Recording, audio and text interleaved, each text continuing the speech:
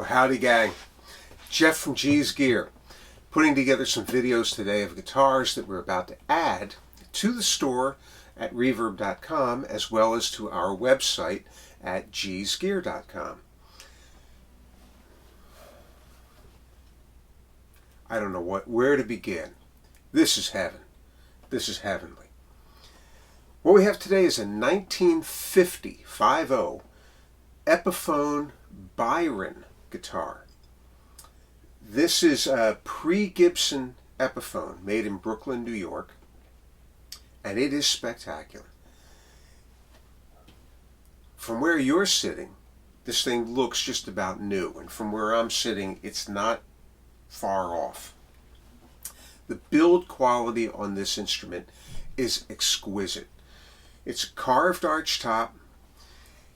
It is purportedly laminated mahogany back and sides. However, you're not going to see it in the lighting here. You may not even see it in the pictures on reverb.com because of how dark the finish is on the back. But when you catch this in the light just right, this is clearly a maple back. I think, obviously, if you look inside the body, it's maple. And it projects with that warmth and that clarity that you get with maple.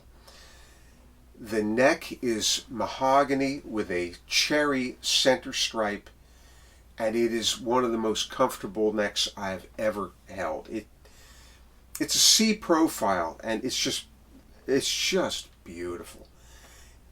The guitar has a rather high saddle, or high bridge I should say, but a very low action because the neck set is perfect, and as a result we get tremendous vibration transference to the top, and this thing just explodes with sound. I love this guitar. I don't know what I'm doing selling this thing. I love this guitar. It's got a it's always hard to know. It may well be an ebony fretboard on the thing. It's got the original Epiphone decal, which is in near perfect condition. Waverly 3 on a plate tuners. It's a 15 1/4 inch lower bout. Very comfortable guitar to play. Very big voice. The only thing on it at present that is not original is an end pin that we replaced because the one that was here had broken. There is no pick guard with the guitar, and that leads us into the restoration work we did. When we got the guitar, it had very clearly been in storage for years, and the pick guard the old celluloid pick guard had deteriorated, had broken, had gassed off inside the case, and it actually dissolved part of the finish. There was extreme finish damage in this section of the lower part of the guitar, a little bit underneath what would have been the top end of the pick guard, and there was a little spot of it back here. We took the guitar out of the case and it was gooey. The finish was actually gooey. So it was a substantial amount of restoration work.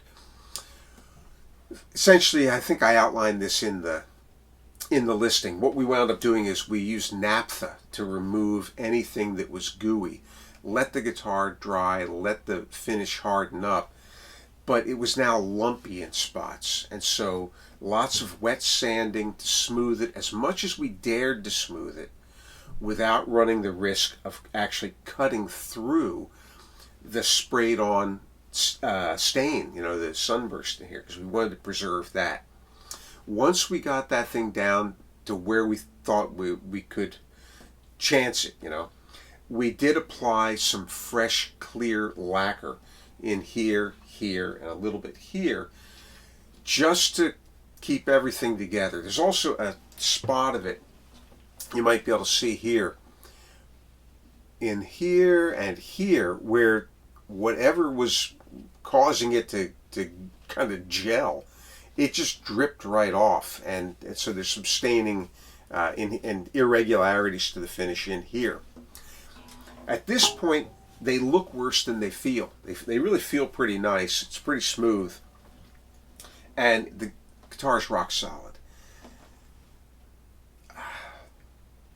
Wow. What else did we do? We leveled and crowned the frets, adjusted the nut slot depths, cleaned and lubricated the tuners, cleaned the whole guitar, polished the chrome, set the intonation. I think we had to do a minor fit adjustment to the bridge, as I remember it. And that's really about it. It was in great condition.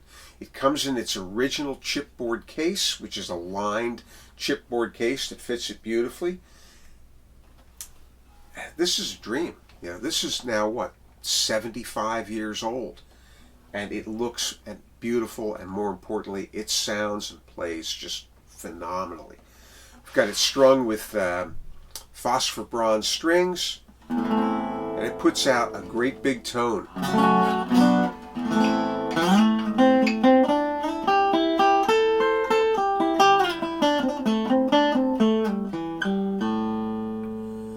It's got tremendous sustain. Just let that thing ring. Beautiful balance across the fretboard. Pre-Gibson. At that time, Epiphone was the #1 competitor of Gibson in the Archtop guitar market. And Epiphone guitars were widely thought to be of higher quality than the Gibsons. Epiphone went through some business problems. I think it involved the death of the original owner of the company, and they were bought up by Gibson.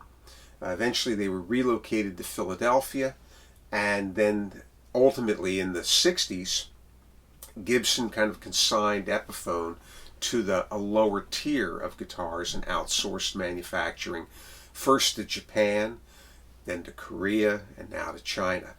But these American-made Epis that are pre-Gibson, I've had 2 or 3 of them. They are phenomenal. They're phenomenal jazz boxes. So let's just tell you, it's at G's Gear at reverb.com. This one's there today. This one is not going to last too long. It's just too nice. This is just, had it not been for that damage, this is a museum piece. It's also can be found on our website at gsgear.com, where you'll see the instruments we have for sale, and you'll also see that we do restoration and repair work for not just for the instruments we list, but for our client base. We're located in suburban Philadelphia, and you can reach us through the website with any questions you have about guitars, mandolins, basses that you need to have repair work done to. This one, thankfully, needed very little other than the finish work, and it was just about ready to go. So we'll play something here to take us out, and we'll get on to the next guitar, and we'll see you on the flip side.